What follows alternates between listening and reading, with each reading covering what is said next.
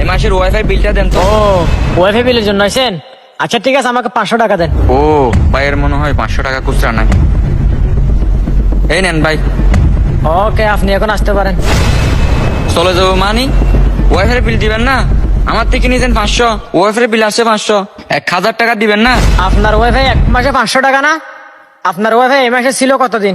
ভাই এই মাসে ঝড় বৃষ্টি ছিল, যার কারণে ওয়াইফাই বন্ধ ছিল, আর সার্ভারে ডিস্টার্ব করছে, সব মিলিয়ে 6-7 দিন বন্ধ ছিল।